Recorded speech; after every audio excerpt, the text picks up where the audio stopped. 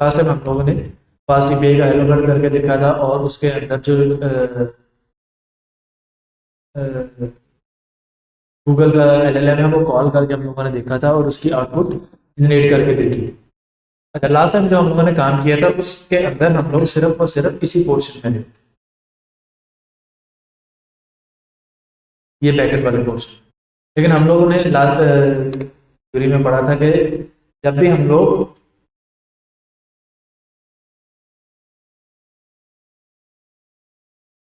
काम कर रहे होंगे तो हमारा फ्रंट एंड से सर्वर पे रिक्वेस्ट आएगी और फिर सर्वर सर्वर उसे प्रोसेस करने के बाद कोई ना कोई रिस्पॉन्स रिटर्न कर देगा। फॉर एग्जांपल हम लोग अपने फ्रंट एंड के साथ ईमेल पासवर्ड देते हैं लॉगिन करते वक्त, या अभी जैसे इन्होंने एग्जांपल दी प्रोजेक्ट में, तो वो लिख रहे हैं कि I ate two roti and two plate of murg chana. इसी तरह फिर उन्होंने एजेंटिक एआई क्लास दिया और डिफरेंट डिफरेंट ऑप्शन सिलेक्ट किए।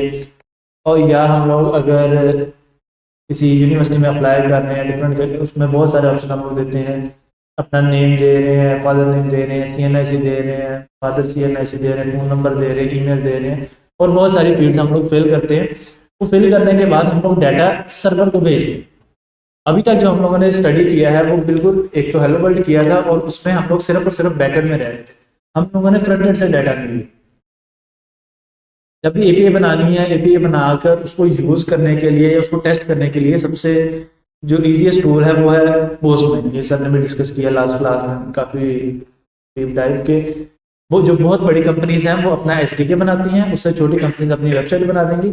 लेकिन जो बिल्कुल प्रोजेक्ट लेवल पे काम कर रही हैं वो ना अपना एसडीके बनाती हैं ना वेबसाइट बनाती हैं, वो पोस्टमैन की एक कलेक्शन बना के शेयर कर देती है। पोस्टमैन में सारा होता है कि इस राउट के ऊपर होम के ऊपर कौन सी एपीआई कॉल होगी, उसका मेथड क्या होगा, वो क्या क्या पैरामीटर्स एक्सेप्ट करेगी, या कैसे कैसे उसे हम डाटा दे सकते हैं, और उसके बाद कैसे कैसे हम उसे डाटा देंगे और कैसे या किस तरह का रिस्पॉन्स वो सेंड करेगी, तो वो सारी की सारी चीजें डॉक्यूमेंट कर देता है पोस्टमैन। इसी तरह अब जब हमें यूजर से फ्रंट एंड से इनपुट लेनी है, तो अब इनपुट लेने के लिए हम लोगों ने जिन्होंने नेक्स्ट जेएस पढ़ा है उन लोगों ने यूजर से इनपुट लेने के लिए इनपुट का फॉर्म पढ़ लिया, पूरा फॉर्म का टैग पढ़ लिया, फिर वो हम किसी स्टेट में स्टोर करवा रहे हैं तो। और जिन्होंने स्ट्रीमलेट पढ़ी है तो हम लोगों ने स्ट्रीमलेट के अंदर भी इनपुट का फंक्शन है वो मेथड पढ़ा हुआ है ऑलरेडी, पाइथन पढ़ के हैं। तो अब उस जो हम लोगों ने यूजर से ले ली है उसे बैकएंड पर कैसे भेजना है, बैकएंड पर क्यों भेजना है, अगर नया अकाउंट है रजिस्टर कर रहा है कोई तो डेटाबेस में स्टोर करवाना है, अगर कोई ऑलरेडी अकाउंट बना हुआ है वो लॉगिन करना चाह रहा है तो उसको डेटाबेस से डाटा गेट करके मैच करना, ईमेल और पासवर्ड, और फिर बाकी का डाटा यानी प्रोफाइल पिक्चर, नेम, और भी जितनी भी रिक्वायर्ड फील्ड है उन्हें लोड करना। अगर कोई ई कॉमर्स है तो उसके प्रीवियस ऑर्डर्स हैं, कार्ड का डाटा है, अगर स्टूडेंट एलएमएस है तो उसकी अटेंडेंस सिस्टम आ जाएगा, कोई प्रीवियस रिजल्ट आ जाएंगे, वो सारा का सारा डाटा लोड करना और यूजर को शो करवाना। अब यूजर को शो करवाने के लिए हमें रिस्पॉन्स तो सेंड करना आ गया। रिस्पॉन्स कैसे सेंड करने के, जैसे हम लोग फास्ट एपीआई के अंदर सिंपली रिटर्न की स्टेटमेंट लगा, ये जो भी हम लोग रिटर्न की स्टेटमेंट में लिखेंगे वो यूजर को फ्रंट एंड में रिस्पॉन्स में चला जाएगा। लेकिन अब जब यूजर सर्वर को कोई रिक्वेस्ट करना चाह रहा है तो जो यूजर ने डाटा भेजना है वो डाटा भेजने के टोटल हैं 3, मतलब बहुत सारे तरीके हैं लेकिन मेन जो है वो 3 तरीके हैं। एक पाथ पैरामीटर्स, जिन्हें पाथ वेरिएबल्स भी बोलते हैं, क्वेरी पैरामीटर्स,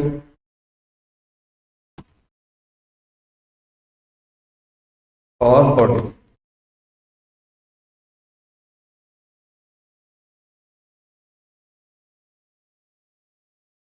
अच्छा जी, सबसे पहले हम लोग डिस्कस करते हैं पाथ पैरामीटर।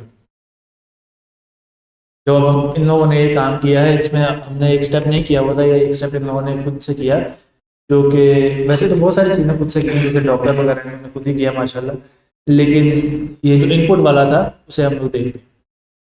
अच्छा, अब इनपुट लेने के लिए सबसे पहले जो हमारे पास ऑप्शन दिया गया है वो है पाथ पैरामीटर। पाथ पैरामीटर क्या है कि हम लोग जो यूज़र का उसका राउट बना रहे हैं, जैसे ऐप डॉट गेट स्लैश, या फिर हम लोगों ने एक बनाया था app dot get for example slash chat chat to.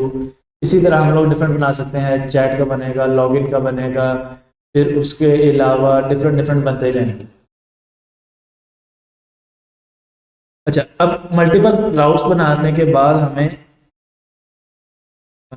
और उसके बाद अब अगर हमें राउट बनाना है तो ऐप डॉट गेट और फाइन, और इसमें फंक्शन फाइन कर लेते हैं, लेट्स से लॉगिन, और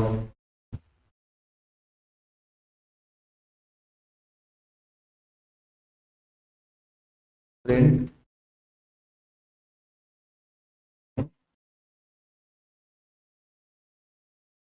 कॉलिंग, और हम रिटर्न भी कर देते हैं, रिटर्न।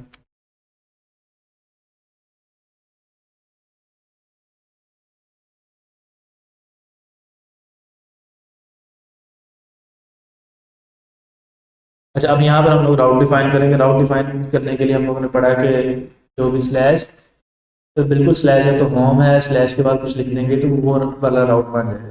जब मैं फॉर एग्जांपल कर रहा हूँ स्लैश, जैसे यहाँ पर चैट डिफाइन है, तो हम लोग कर लेते हैं लॉगिन स्लैश ऑथेंटिकेशन, और उसके बाद हम लोग लॉगिन कर लेते हैं। या अच्छा, जब भी हमें यूज़र से इनपुट लेनी है तो या अगर हम लॉगिन करेंगे तो ये एक फिक्स पाथ मान जाएगा, ऑथ स्लैश लॉगिन। मुझे यहाँ पर आना है, मैं यहाँ पे आऊँगा और सर्च करूँगा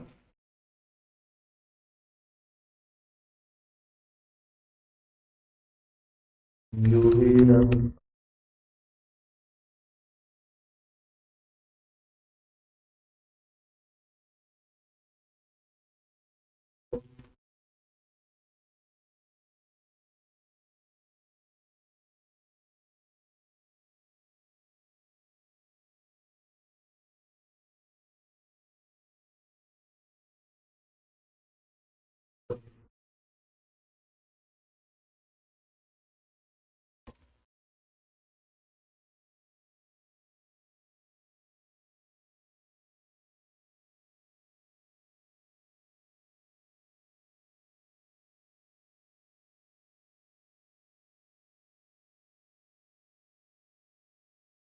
जी जी,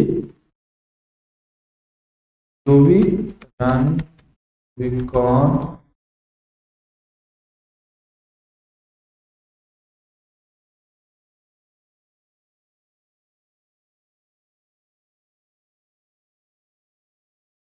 अब हम करेंगे ऑथ स्लैश लॉगिन, तो उसने रिस्पॉन्स हमें सेंड कर दिया जो हम लोगों ने वहाँ पर भेजा। अब मैं चाह रहा हूँ कि डायनेमिक रिस्पॉन्स हो या जो यूज़र ने ईमेल पासवर्ड दिया वो हम लोग सेंड करें। तो वो सेंड करने के लिए हमें जो भी हमने जहाँ पर भी हमें पाथ में जो भी पाथ हमने डिफाइन किया उसके बिल्कुल एंड पर हम लोग करली ब्रैकेट्स लगाएंगे, और करली ब्रैकेट लगाने के बाद कोई एक वेरिएबल डिफाइन कर लेंगे। जैसे मैं करता हूँ आईडी, और यहाँ पर और यहाँ पर भी हमें सेम पैरामीटर एक्सेप्ट करना है। अब चूंकि हम लोग नॉर्मली क्या करते हैं कि जैसे हम लोग को फंक्शन बना रहे हैं, पाइथन में कोई फंक्शन बनाते हैं, पाइथन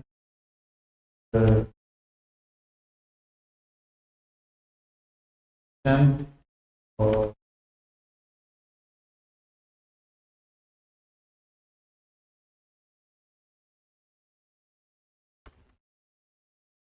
जहाँ पर हम लोग फंक्शन कॉल करेंगे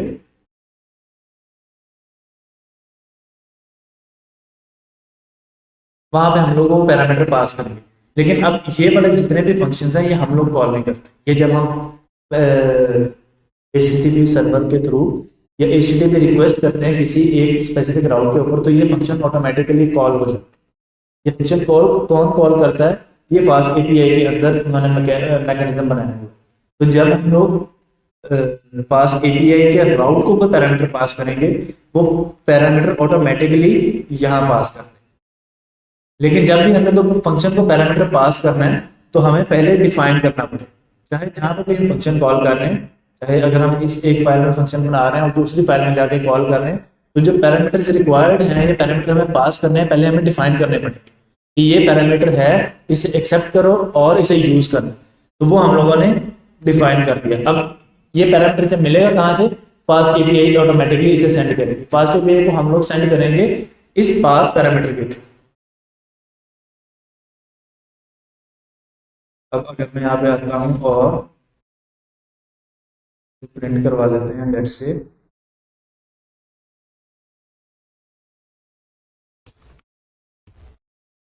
आईडी, और मैं यहाँ पर कोई भी आईडी लिख सकता हूँ। लेट्स से मैं यहाँ पर लिख देता हूँ ABUHURH 127 और प्रिंट आईडी प्रिंटेड फॉर्मेट में आ गई। अब हम पैरामीटर के साथ क्या क्या कर सकते हैं, जैसे यहाँ पे प्रिंट लगाया, हम लोग इसी पैरामीटर को यूज करते हुए डिफरेंट डिफरेंट फंक्शनलिटीज परफॉर्म कर सकते हैं। जैसे हमारे यहाँ पर होता है github.com/प्रोफाइल का लिंक, जैसे मेरा अबू रैरा 127 है तो ये आ गया। अभी यहाँ पर इन्होंने ओपन किया हुआ था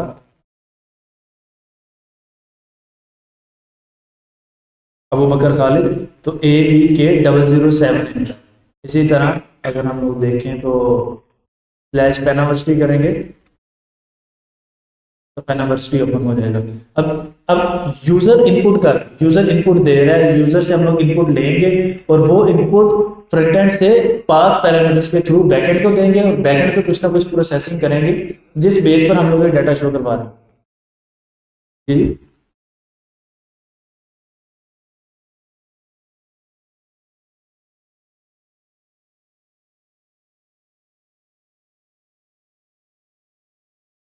ओके, अब हम लोग अच्छा हम आगे इनके टाइप्स भी डिफाइन कर लेते हैं। अच्छा, जितने भी पाथ पैरामीटर्स या क्वेरी पैरामीटर्स ये बाय डिफॉल्ट स्ट्रिंग में है, जितने भी यूआरएल में पैरामीटर्स हम लोग लिखेंगे ये बाय डिफॉल्ट स्ट्रिंग में ही है। इनका जो बाय डिफॉल्ट फॉर्मेट है वो स्ट्रिंग ही होगा।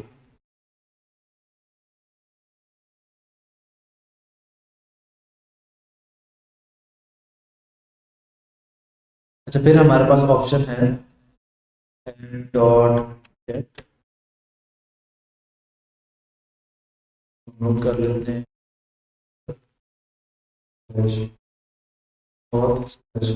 लॉगिन।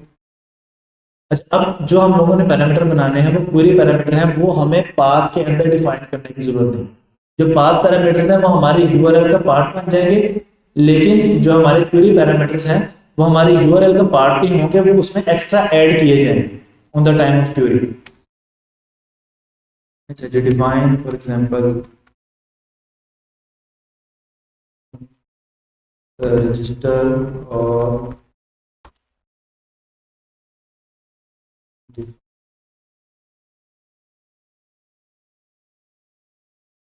उसके बाद हम लोग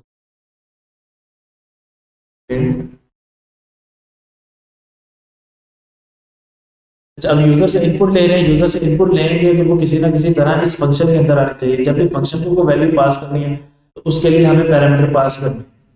पैरामीटर यहाँ हम लोग लिख देंगे वैल्यू और is equal to none. By default अगर हम लोगों को याद है तो हम लोगों ने पैरामीटर की टाइप्स पढ़ी थी, डिफरेंट टाइप्स के पैरामीटर होते हैं, ऑप्शनल पैरामीटर है, इसी तरह मल्टीपल टाइप्स के पैरामीटर हैं। तो कुछ डिफॉल्ट पैरामीटर्स भी हम लोगों ने पढ़े, टेस्ट पैरामीटर्स पढ़े थे हम लोगों ने, ऑप्शनल पैरामीटर पढ़े थे और डिफॉल्ट पैरामीटर पढ़े। तो ये बाय डिफॉल्ट पैरामीटर है जो कि ऑप्शनल होता है। हम लोग इसे रिस्ट्रिक्ट भी कर सकते हैं, अगर मैं वैल्यू दे दूंगा तो ये रिक्वायर्ड पैरामीटर बन जाएगा, अगर मैं इसको बार इक्वल टू नन कर दूंगा तो ये ऑप्शनल पैरामीटर।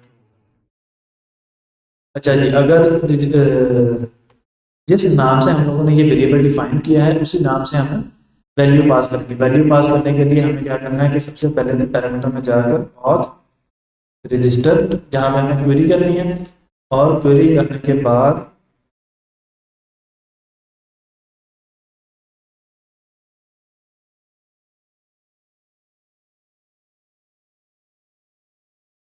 या क्वेरी पैरामीटर हम लोग यहाँ से सिलेक्ट करेंगे और मैं यहाँ पे लिखता हूँ जैसे वैल, और यहाँ पे हम लोग वैल्यू लिख देंगे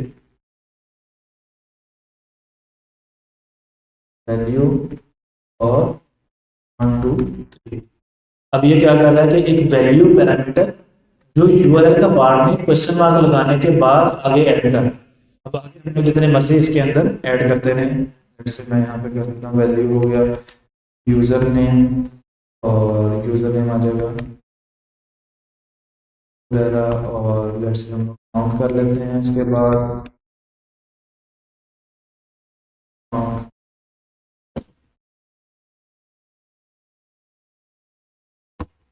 इसी तरह हम लोग मल्टीपल पैरामीटर सेंड कर सकते हैं। अब चूंकि ये वाला पार्ट यूआरएल का हिस्सा है, तो हम लोग जितने मर्जी पैरामीटर सेंड कर दें तो हमारा यूआरएल खराब नहीं हो रहा, हमारी रिक्वेस्ट वर्क करे।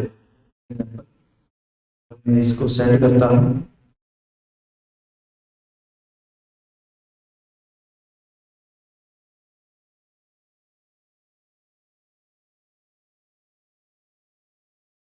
ओके, और उसने ये प्रिंट कर दी डिजिटल रिक्वेस्ट आई। ओके, यहाँ से रिटर्न भी कर दें, कोई चीज़ यहाँ पर मिलेगी रिटर्न, और रिटर्न वैल्यू अब इसे कॉल करते हैं।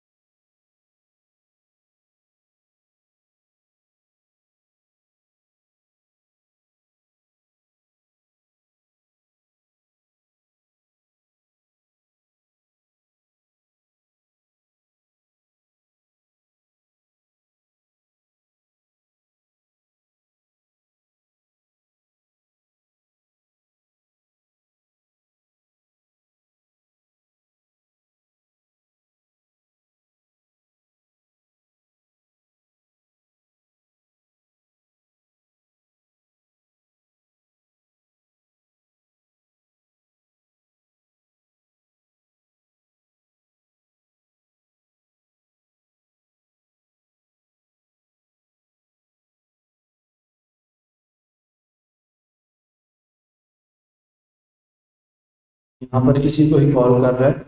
अगर मैं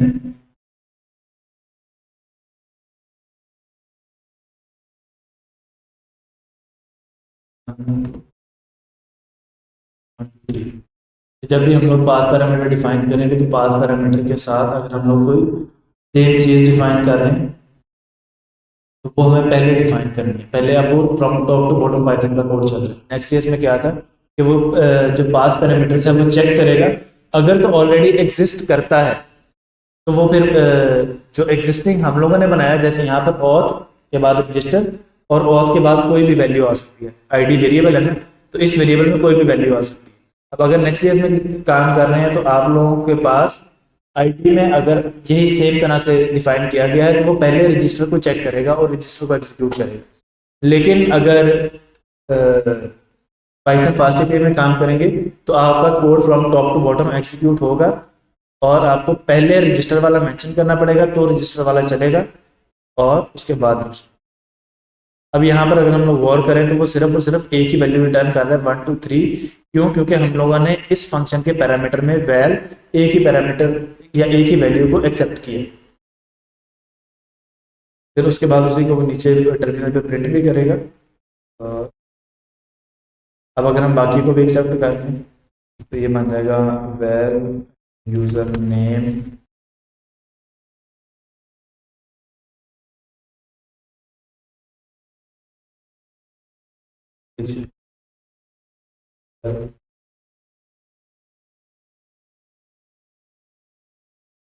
और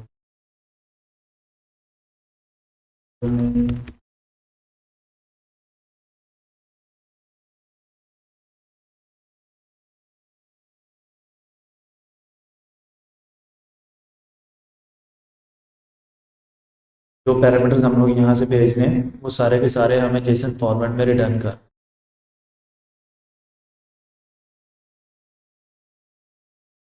अब दो जो मेन फ़र्क हैं पाथ इसके क्वेरी पैरामीटर के और पाथ पैरामीटर के, एक तो पाथ पैरामीटर हमारे यूआरएल का पार्ट बैंक है, वो हमें यूआरएल के अंदर डिफाइन करना पड़ेगा।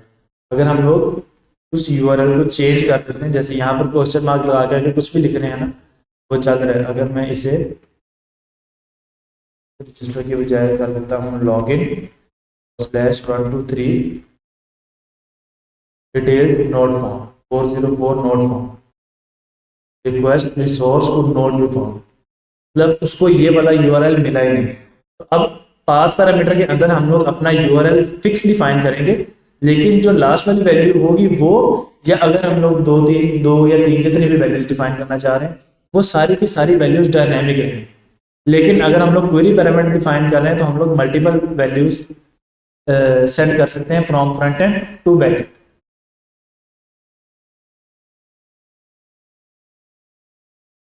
चलिए अब हम लोग इनके टाइप्स भी डिफाइन कर लेते हैं। तो टाइप्स डिफाइन करने के लिए हम लोग वैल्यू को कर लेते हैं लेट से इंट,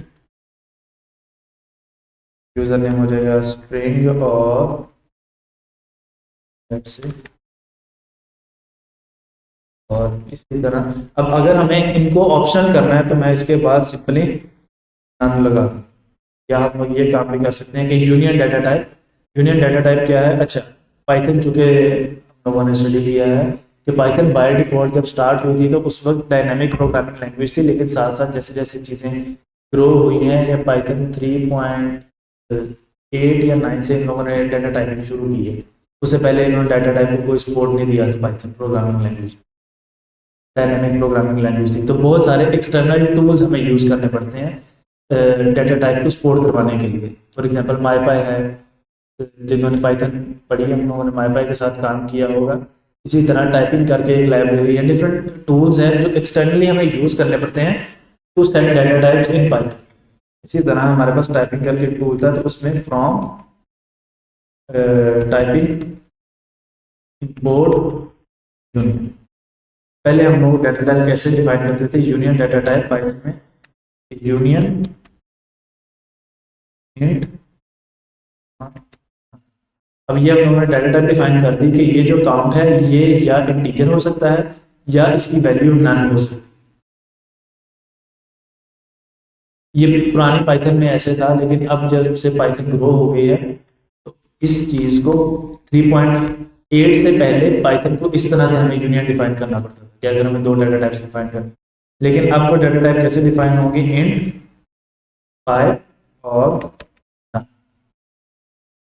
अब ये ऑप्शनल है, अगर मैं सेंड कर दूंगा तब भी ओके है, अगर मैं नहीं करता हूँ तब भी ओके है। लेट्स से रजिस्टर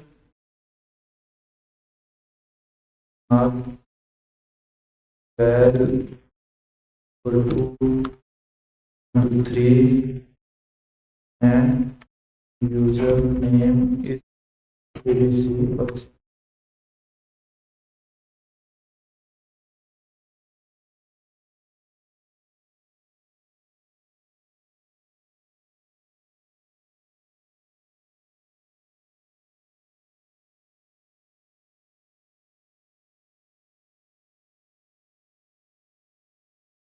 टाइप में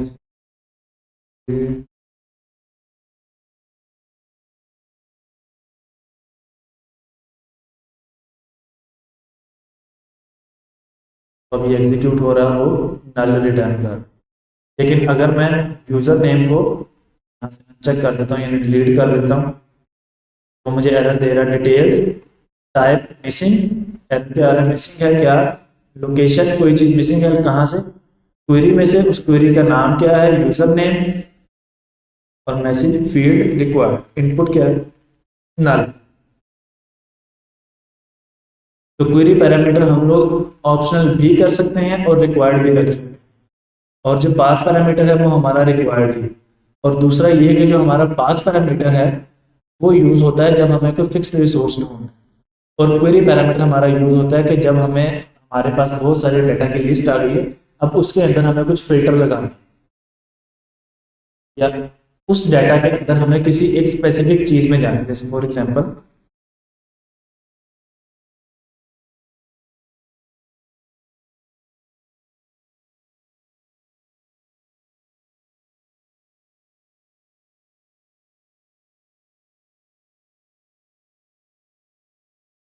अब ये मेरी प्रोफाइल github.com/amburera127, लेकिन अब इसके आगे वो किसी स्पेसिफिक चीज़ में जाना चाह रहा है तो question mark tab is equal to repositories.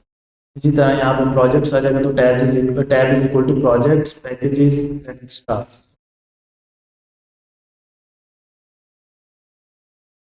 अच्छा, फ्रंट एंड पे अगर हम लोग काम कर रहे हैं तो हमारे पास दोनों काम करेंगे, लेकिन जो हमारा पाथ पैरामीटर है वो हमें एसईओ में हेल्प करता है as compared to query parameter. Use दोनों होते हैं, लेकिन जो हमारा पाथ पैरामीटर है that is good with respect to SEO. अगर हमें एसईओ करनी है तो path parameter is better than query parameter. लेकिन अगर हमें कोई ऑप्शन फिल्टर रखनी है, जैसे अगर हम फिल्टर कर रहे हैं, जैसे फॉर एग्जांपल मैं यहाँ पर लेट्स से अगर मैं यहाँ पे कोई रिप्रेजेंटेटिव सर्च करता हूँ फॉर एग्जांपल पैना,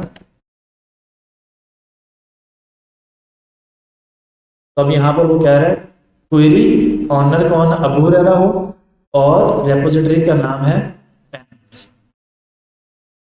टाइप कोड। अब वो देख रहे हैं पैनामर्स के अंदर कोड के अंदर कहाँ कहाँ पैनामर्स लिखा, वो सारी चीजें फाइंड करके ला। जब हमें कोई चीज सर्च करनी है या कोई फिल्टर लगाना, फॉर एग्जांपल फिल्टर कहाँ लगाना है, अगर ई कॉमर्स हम लोग एप्लीकेशन बना रहे हैं, उस ई कॉमर्स एप्लीकेशन में हमें प्राइसिंग डिफाइन करनी है कि अब यूजर जो डाटा गेट करना चाह रहे हैं that lies in between 3000 to 10,000, वो 7,000 की मतलब 3,000 से ऊपर हो और 7,000 से नीचे हो, तो वहां पर हम लोग ये पैरामीटर डिफाइन करेंगे क्वेरी पैरामीटर। अब वहां पर हमें एसईओ रिक्वायर्ड नहीं है, वहां पर जो यूजर ने डाटा या चीजें रिक्वेस्ट की है वो रिक्वायर्ड है।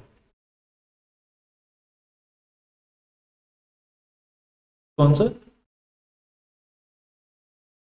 सर्च कर लेते हैं, कैनोनी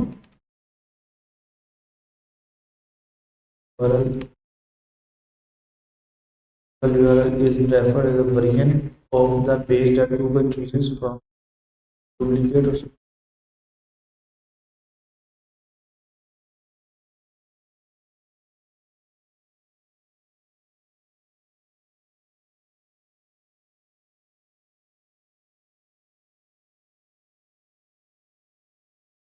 different domain page।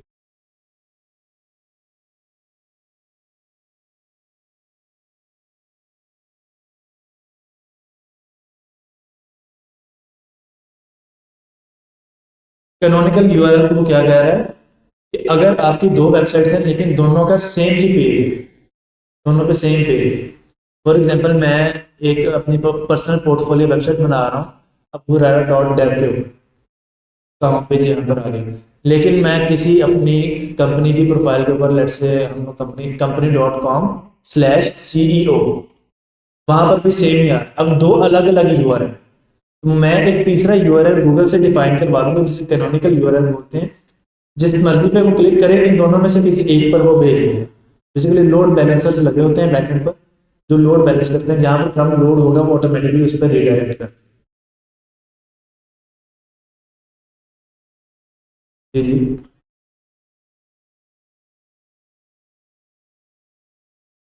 हम लोग बना सकते हैं, लेकिन कंट्रोल सारा गूगल के पास है, अभी जो गूगल की है। अभी तक तो गूगल से सब्जेक्टिव आ रहे हैं यहाँ पर, बाकी मुझे थोड़ी सी और रिसर्च करनी पड़ेगी हाउ टू स्पेसिफाई टेक्निकल।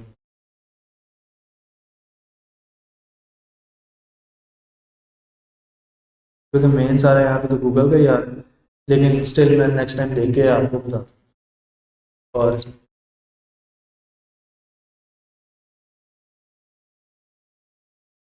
चलिए, अब अगर हमें कोई चीज़ ऑप्शनल करनी है तो वो हम लोग ऑप्शनल भी कर सकते हैं।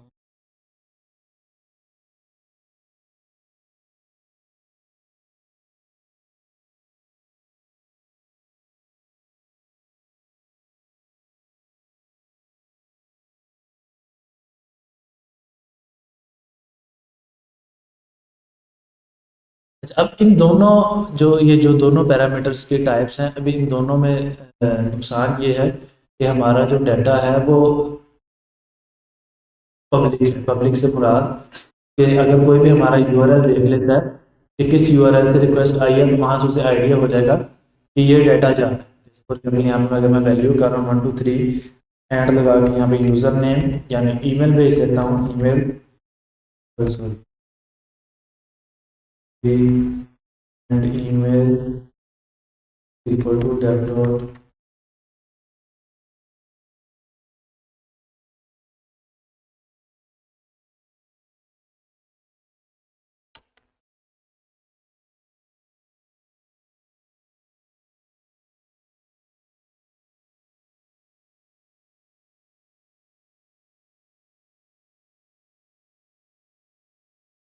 मैं आपको बाद में कॉल करता हूँ, क्लास में हूँ। हाँ जी।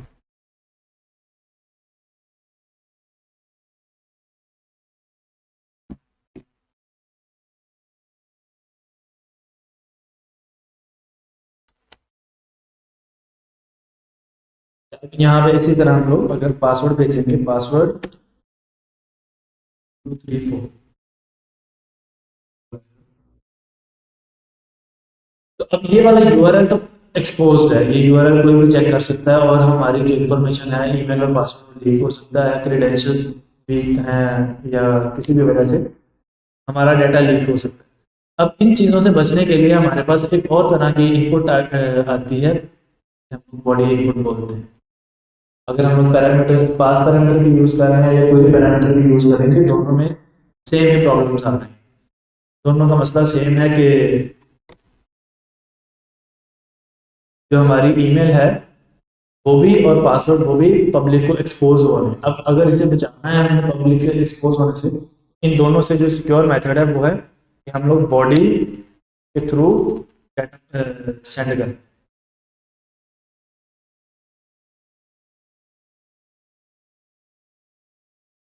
बॉडी के थ्रू जब डाटा सेंड करेंगे,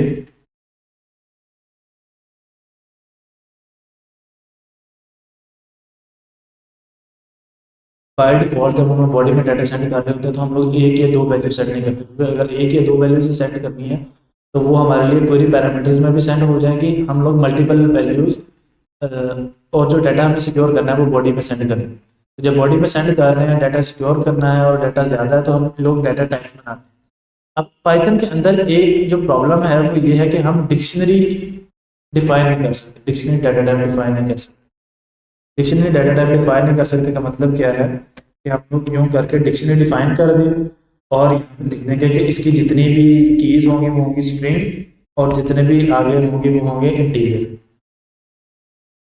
लेकिन प्रॉब्लम ये है कि अब कितनी या कौन कौन सी आगे डिक्शनरी के अंदर ऑप्शंस हो सकती हैं।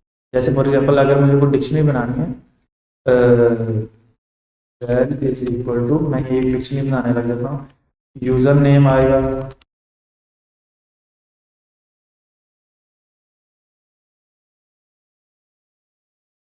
फिर उसके बाद पासवर्ड आ जाएगा 234,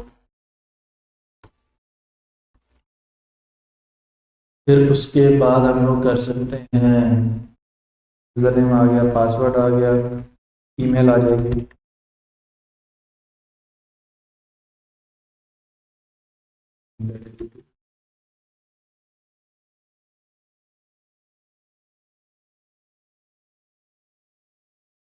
फिर उसके बाद हमारे पास प्रोफाइल पिक्चर आ जाएगी।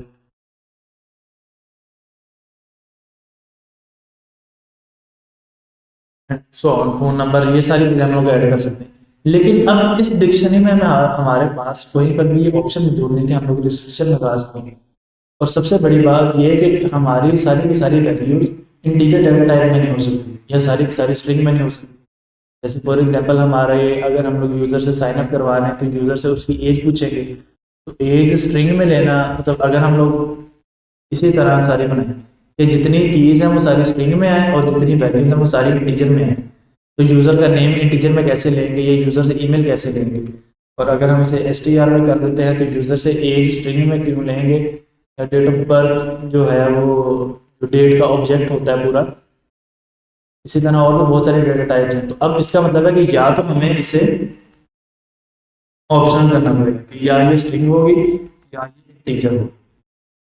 ऑप्शनल करने ऑप्शन से मुराद है यूनियन डाटा टाइप यूज़ करनी पड़ेगी। जो कि हम लोग लेटेस्ट यूज़ कर रहे हैं, पाइथन हमारे पास तकरीबन सबके पास लेटेस्ट इंस्टॉल है। तो मैं ये पाइप सिंबल यूज़ कर रहा हूँ। अगर किसी के पास 3.8 से प्रीवियस वर्जन है तो वो यूनियन वाला सिंबल, यूनियन वाला जो मेथड है जो भी इम्पोर्ट किया था, कि फ्रॉम टाइपिंग इंपोर्ट यूनियन और फिर हम यूनियन को इम्पोर्ट करेंगे, वो यूज़ करेंगे। अब प्रॉब्लम ये है कि हम लोग डाटा टाइप डिफाइन कर रहे हैं लेकिन डाटा टाइप डिफाइन करने का हमें कुछ बहुत ज़्यादा फ़ायदा हो नहीं रहा है, क्योंकि डाटा टाइप अगर हमें यही कहना है कि जी सारी जो कीज़ हैं वो स्ट्रिंग हो जाए, बाकी स्ट्रिंग या इंटीजर में से कुछ भी हो जाए, तो हम हर एक की के लिए डिफाइन नहीं कर पा रहे कि यूज़र नेम में जो, सॉरी, जो हमारे लिए डिक्शनरी आ रही है इसमें जो यूज़र नेम की है ये स्ट्रिंग होनी चाहिए, एज नंबर होनी चाहिए, डेट डिक्शनरी होनी चाहिए या ऑब्जेक्ट होना चाहिए। फिर उसके बाद ईमेल स्ट्रिंग हो, पासवर्ड स्ट्रिंग हो, चीज़ें हम लोग डिफाइन नहीं कर पाए, कंट्रोल नहीं कर पाए। तो उस काम के लिए हमारे पास एक पैकेज मौजूद है पाइथन का ही, दैट इज पाइडेंटिक।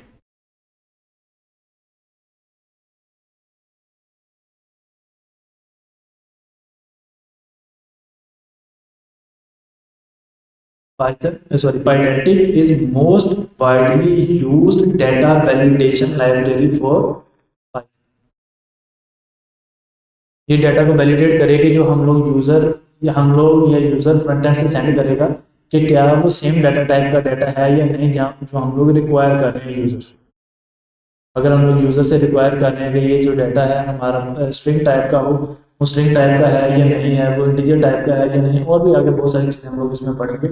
लेकिन वो सारी की सारी चीज़ें पाइडेंटिक कर रहा होगा। अच्छा जी, पाइथन फास्ट है, एक्सटेंसिबल है, Python Pydantic plays nicely with your IDE's linter brain and define how data should be in pure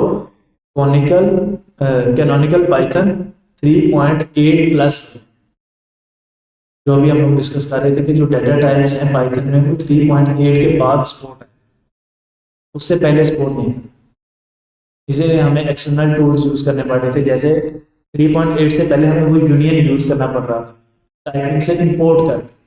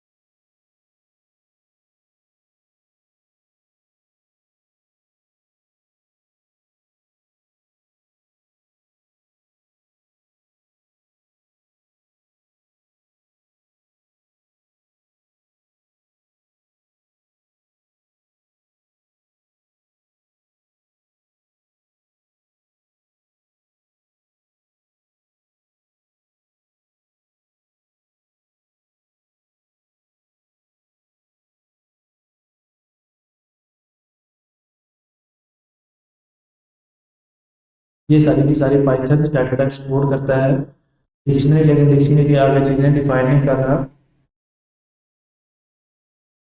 अच्छा, अब ये काम करने के लिए हमारे पास जो टूल है वो है पाइडेंटिक। पाइडेंटिक अगर किसी के पास 3.8 से नीचे वाला वर्जन है तो पाइडेंटिक काम नहीं करेगा। अब हमारे पास सबके पास तकरीबन लेटेस्ट वर्जन ही है, भी कर रहा हूँ Python SP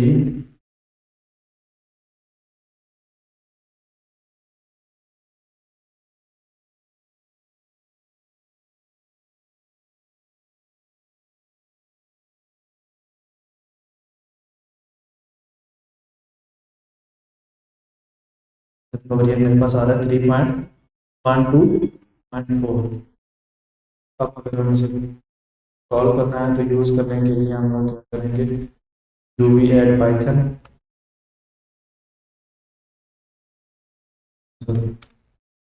पाइडेंटिक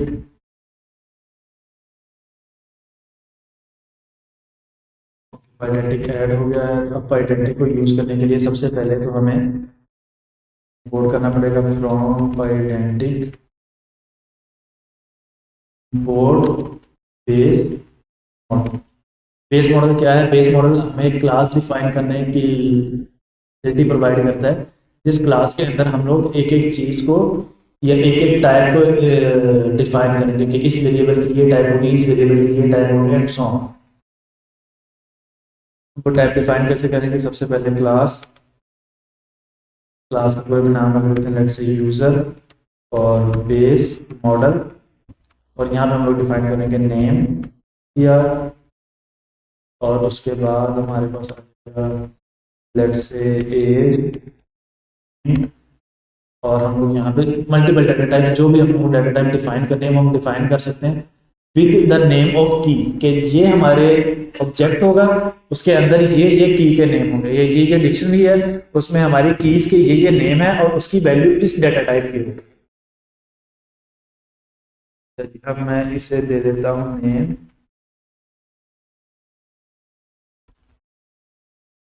sir data type define की है। जब मैं इसे कैपिटल से स्टार्ट करूँगा, फिर ये हम लोगों ने लास्ट टाइम जितनी क्लासेस बनाते हैं।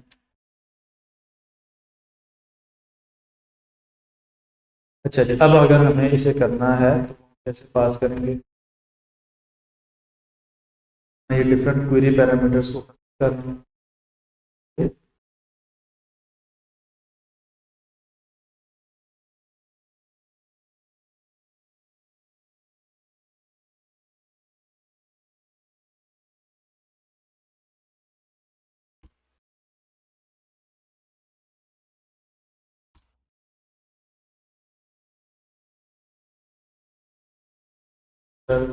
बॉडी बॉडी में हम लोगों को डाटा भेजना है, रॉ और जेसन फॉर्मेट में डाटा भेजना है। चलिए सबसे पहले तो हमें भेजना है नेम, जिसकी डाटा टाइप डाटा,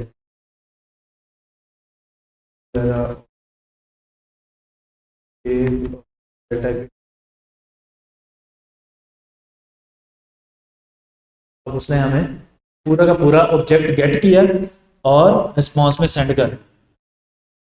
बेसिकली अब हम लोगों ने क्या किया कि अब हम लोगों ने ऊपर एक क्लास डिफाइन कर दी है और नीचे उस क्लास का एक इंस्टेंस बना रहे हैं यहाँ पर। अब वो उस इंस्टेंस के साथ एक एक करके वैल्यू को वैलिडेट करें। अगर हम लोग चेक करें तो टेक्निकली तो इसे एरर तो बट नहीं कर रहा है, तो नहीं कर रहा है क्योंकि पाइथन में सपोर्ट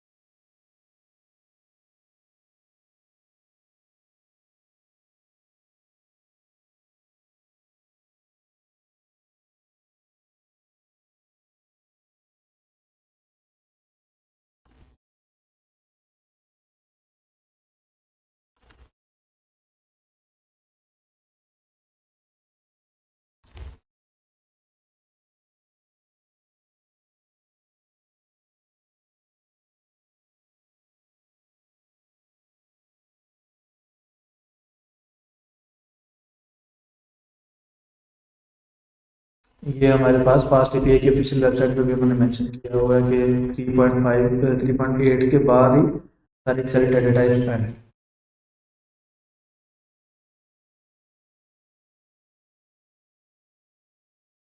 बेस मॉडल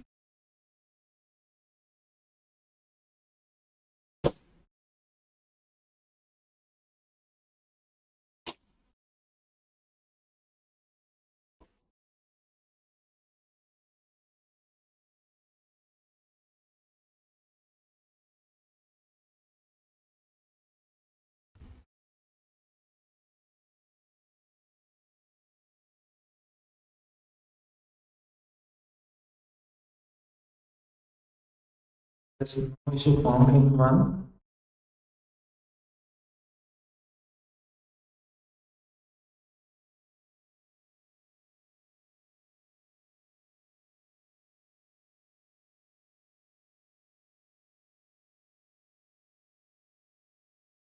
सिर्फ फाइल को चेक कर रहा है फास्ट एपीआई के साथ, फास्ट एपीआई के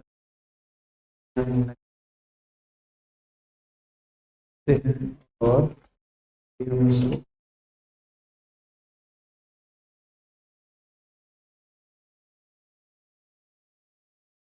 अच्छा, अब यहाँ पे हम लोगों ने जितनी भी डाटा टाइप्स डिफाइन करनी थी वो हम लोगों ने डिफाइन कर सकते हैं। अगर हमें कोई चीज़ ऑप्शनल सेट करनी है उसके लिए हमें यहाँ से एक ऑप्शनल गेट करना पड़ेगा, बताना पड़ेगा कि ये सारी ऑप्शनल, ये हमारा पैरामीटर ऑप्शनल है, लेकिन अगर ये पैरामीटर एग्जिस्ट करता है तो इसकी डाटा टाइप स्ट्रिंग होगी या इंटीजर। इस तरह से हम लोग यूजर से इनपुट ले सकते हैं। फॉर एग्जांपल अब हम यहाँ से बॉडी पैरामीटर सेंड किया है, यहाँ पे जाएंगे कोड वाले फंक्शन पे, यहाँ से सिलेक्ट करेंगे तो हमारे पास आ जाएगा Node.js Express JavaScript fetch query XR fetch के साथ ही करें। ये हमें बता रहा है फैच इस जगह पर, ये वाले राउट पर आपने रिक्वेस्ट की, रिक्वेस्ट ऑप्शंस क्या थे, मेथड गेट है, हेडर माई हेडर बॉडी रा, और रॉ के अंदर ये वाला जो आपने डाटा स्टोर, रॉ क्या है, सिंपली ये वेरिएबल है, डाटा स्टोर है, ये डायरेक्ट आप लोग ऑब्जेक्ट भी लिख सकते हो उस बॉडी की जगह, और रीडायरेक्ट फॉलो ये वाला अगर आप लोग स्किप भी कर लो तो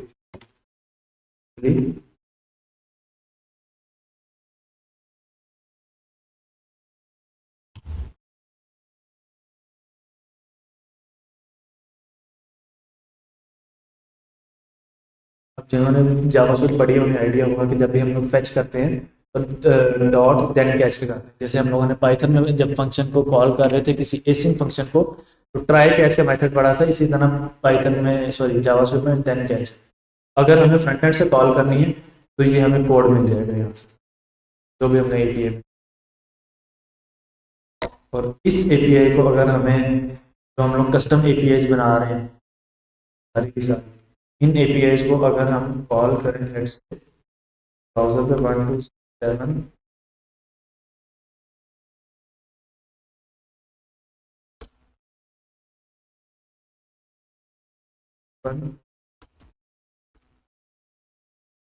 API डॉट जेसन, ये वो हमें पूरी जेसन फाइल दे देगा अपनी पेज स्पेसिफिकेशन जो हम लोग जीपीटी में ऐड, ये जो आपका कैसे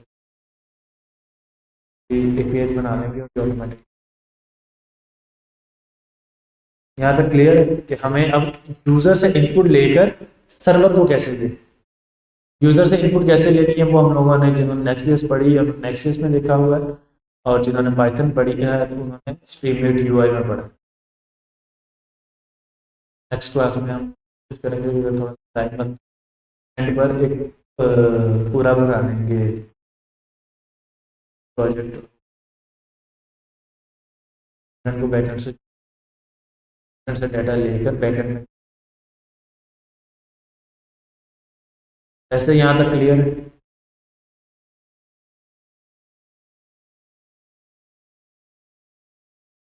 इसको most of the data type को सपोर्ट करती है। मैं आपको यहाँ से दिखा देता हूँ।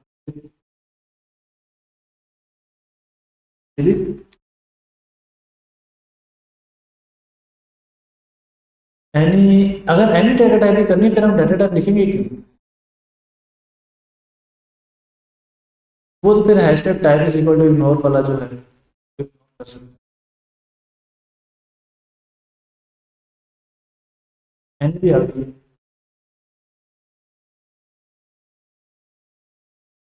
ये देखिए ना, अब पहले वो यही बता रहा है, पहले डिक्शनरी हम लोग कैसे डिफाइन करते थे कि जितनी भी कीज हैं वो सारी की सारी स्ट्रिंग फॉर्मेट में आएंगी। कीज का मतलब है ये जैसे नेम, एज, ईमेल, ये सारी की सारी स्ट्रिंग में आएगी, लेकिन उनकी वैल्यूज एनी डाटा टाइप की हो सकती है। अब वो डिफाइंड नहीं था, अब हर वैल्यू एनी डाटा टाइप की हो सकती है। जैसे आपका क्वेश्चन है कि शायद हमें कोई एक आधी वैल्यू बाईपास करनी पड़े, इसमें हम जो नहीं पे बाईपास करना चाह रहे थे वो भी ऑटोमेटिकली बाईपास हो। तो उस प्रॉब्लम से बचने के लिए फिर हमें पाई डेंटिटी यूज करनी पड़ती है। बाई डिफॉल्ट तो एनी भी है, और मेरे ख्याल एनी हमें टाइपिंग से इंपोर्ट करनी पड़ेगी। चेक कर दिया, टाइपिंग में उधर टाइपिंग से आप इंपोर्ट कर सकते। और कोई क्वेश्चन?